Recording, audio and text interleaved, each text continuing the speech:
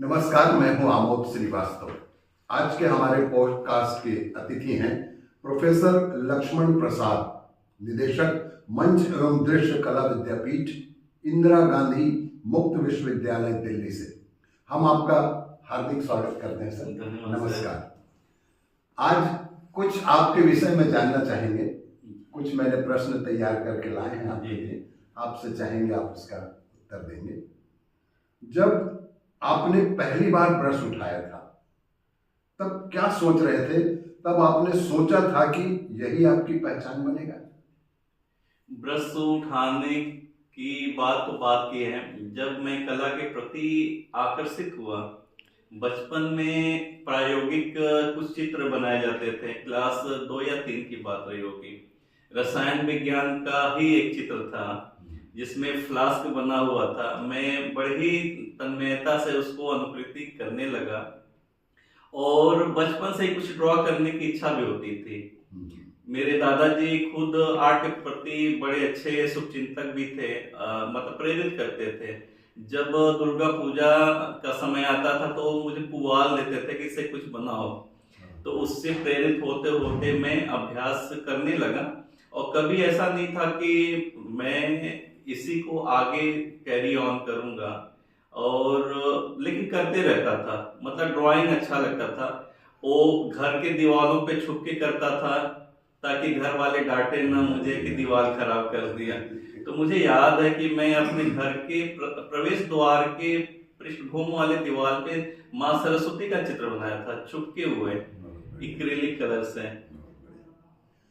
आपकी कला यात्रा की शुरुआत कहाँ से हुई? बचपन से ही या बाद में किसी मोड़ पर? जी, बचपन से ही मैं कर रहा था। और चूंकि मेरा बैकग्राउंड 10वीं के बाद 12वीं में साइंस बैकग्राउंड रहा है और बायोलॉजी मैंने लिया था, चूंकि वो ख्वाब था कि मुझे डॉक्टर बनना है। तो मैं अभ्यास करता था, लेकिन जो जीव विज्ञान वनस्पति विज्ञान के जो प्रायोगिक चित्र होते थे उसको बनाते रहता था। साथ के साथ मेरे घरों में उस समय धार्मिक चित्रें आती थी। जो हम रवि वर्मा की बात करते हैं, तो जी राजा रवि वर्मा की बात करते हैं, तो मेरे घर में 2 बाई 2.5 फीट के वो कैलेंडर प्रिंट होके फ्रेम होके लगे हुए थे। और आर्टिस्ट का नाम नहीं पता, लेकिन इतना स्किल्ड इमेज था। आज मैं जब उसको देखता हूँ तो कल्पना करता हूँ कि स्किल क्या होता है।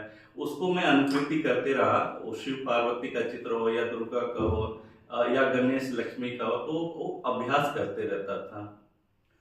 आपकी कला में जो भावनाएं झलकती हैं वो कहाँ से आती हैं?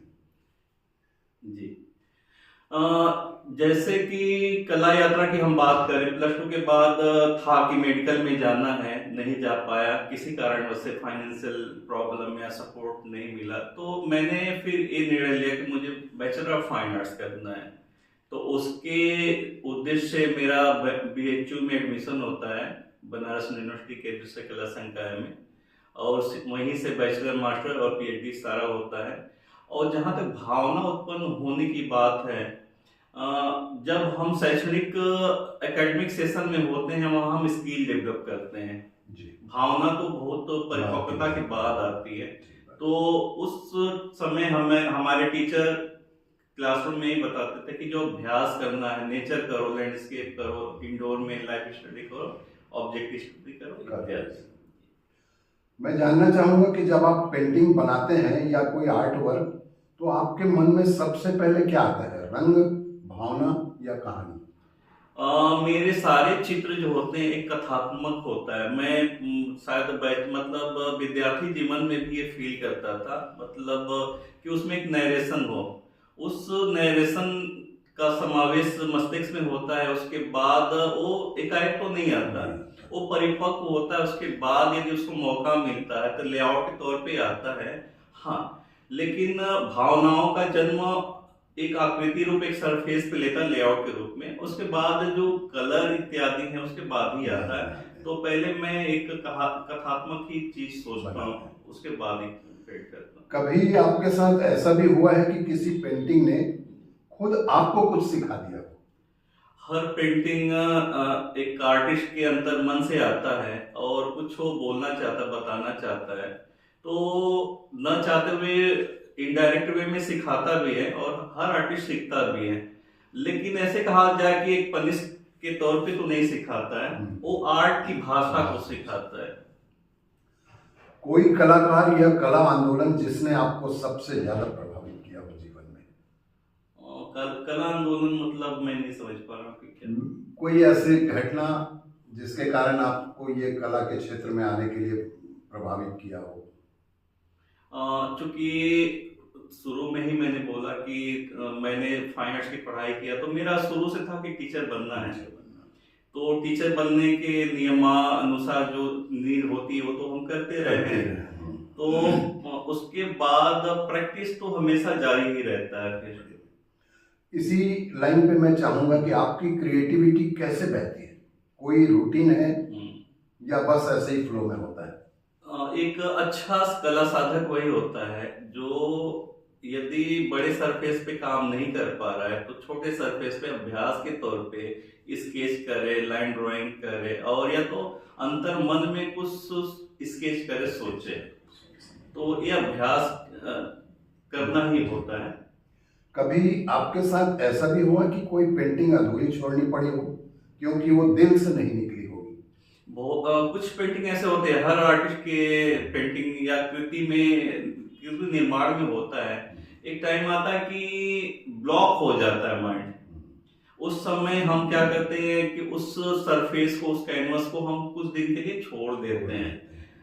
चूंकि एक दबाव में बनाएंगे तो वो होता है कि वो जबरदस्त करने वाली बात है, वो चीजें निकल के आती भी नहीं और फ्रस्ट्रेट हो जाता है उसके बाद। सोशल मीडिया ने आपकी कला और कलाकार की पहचान पर क्या अंतर आता है, पॉजिटिव या नेगेटिव? अभी सोशल मीडिया तो मतलब फेसबुक है, ट्विटर है और इंस्टाग्राम, मतलब बात है कि आपकी कलाकृति के दर्शक कौन है, उनका मनो चिंतन क्या है, वो कितना एक्सपर्ट है आर्ट के लिए, तो उसके को आधार बना के यदि उनके कमेंट्स का मूल्यांकन किया जाए तब वो मुझे लगता है कि एक आर्टिस्ट को बहुत प्रभावित होना चाहिए। जिसको आर्ट के बारे में पता नहीं, वो कटाक्ष करता तो उसकी बात को इतनी गहराई से लेनी नहीं चाहिए। और यदि कोई बहुत अच्छा कला साधक है, प्रसिद्ध है, जो इन्होंने एक मनीषी की तरह कला सृजन किया, तो उनके कमेंट्स का असर पड़ता है। आप अपनी कला के जरिए संक्षेप में क्या संदेश देना चाहेंगे?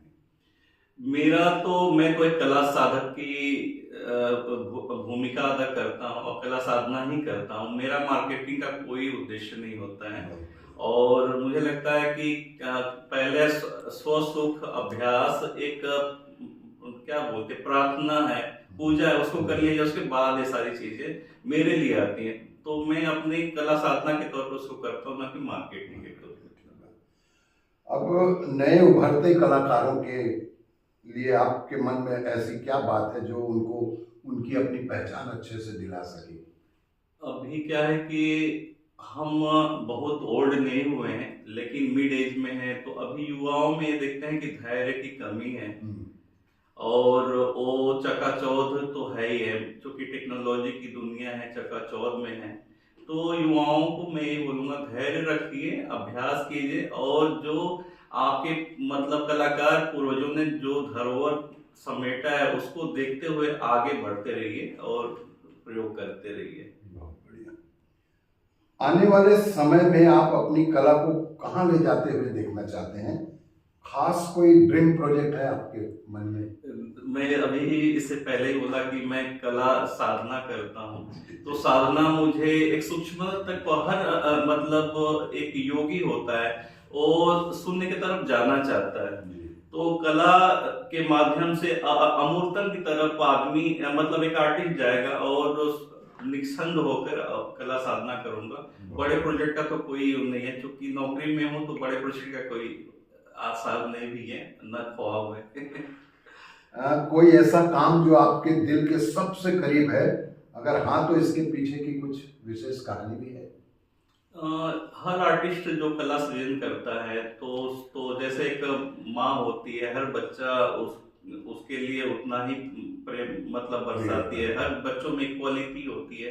तो कला साधक की भावना को रखते हुए हर पेंटिंग की अपनी एक खूबसूरती होती है, एक गहराई होती है, एक सोच भी होता है। तो कुछ पेंटिंग अच्छी लगती है, लेकिन एकदम पर्टिकुलर क्यों अच्छी लगी ये तो कहना मुश्किल है। चलिए, एक अंतिम प्रश्न करना चाहूंगा जी आपसे। जी। आप अपने पेंटिंग की कीमत कैसे तय करते हैं? समय, भावना, साइज या कुछ और के आधार पर? मैं तो इतना पेंटिंग बेचता नहीं हूँ हम्म। और जो अच्छा कला संग्रह करता होता है, उसकी भाव को देखते हुए, उसके बजट को देखते हुए हम उसको तय करते हैं। कुछ आर्टिस्ट स्क्वायर फीट भी लेते हैं, कुछ प्रसिद्धि के आधार पे लेते हैं। तो अभी तो बेचने का मेरा इतना नहीं होता है। तो बाकी यदि कुछ ऐसा होता है तो स्क्वायर फीट के ही आधार पे बहुत बढ़िया। मैं अंत में यही आपसे चाहूंगा कि आने वाली जो पीढ़ी, यहाँ के जो स्टूडेंट हैं जी अपने इंदिरा कला संगीत विश्वविद्यालय के, जी। उनके लिए कुछ मैसेज आपके द्वारा कि वो क्या करें और क्या ना करें। चूंकि इंदिरा कला संगीत विश्वविद्यालय का जो मतलब विजुअल आर्ट है, मतलब प्रिंट मेकिंग डिपार्टमेंट है, पेंटिंग है और स्कल्पचर है। तो चूंकि यहाँ के जो गुरुजन रहे हैं, या प्रोफेसर नागदास सर रहे हैं, या महेश सर रहे हैं, स्कल्पचर में वो जो टीचर तो का नाम नहीं पता, उन्होंने सींचा है देखा जाए तो। और उनके सींचे हुए भूमि को यहाँ के जो युवा विद्यार्थी हैं, कलाकार हैं, मैं वही चाहूंगा कि उन जब भी कुछ भ्रम उत्पन्न हो तो उनकी यात्रा को आप देख लें कि सारे टीचर्स दूसरे जगह से माइग्रेट होके यहाँ पे आए, और उसको इस आज जो वर्तमान में से दिख रहा है उनका ही देन है। तो उनके कर्मों को आपको नहीं भूलना चाहिए, उनको प्रेरणा स्रोत बनाते हुए, अपने अभ्यास और करते हुए आप भारत और विश्व पटल में अपना नाम कीजिए, अच्छा काम कीजिए, और जितने आर्ट एक्टिविटीज होती हैं वहाँ पार्टिसिपेट कीजिए। और जो आपके गांव गिराव में हैं विद्यार्थी जो कला के प्रति जागरूकता रखते हैं, उनको एक पथ नहीं मिला तो उनको मार्गदर्शन भी कीजिए कि आप इस तरह से कार्य कीजिए, एडमिशन लीजिए, या तो टीचिंग में जाए टीचिंग कीजिए, या तो कला साधक की भूमिका अदा करना तो कला साधक की भूमिका अदा कीजिए। बहुत अच्छा, आपने जो हमको समय दिया इसके लिए बहुत बहुत थैंक यू सर, धन्यवाद। Thank you sir. हम चाहेंगे कि इसी तरह आप हमारे साथ जुड़े रहें। जी। धन्यवाद।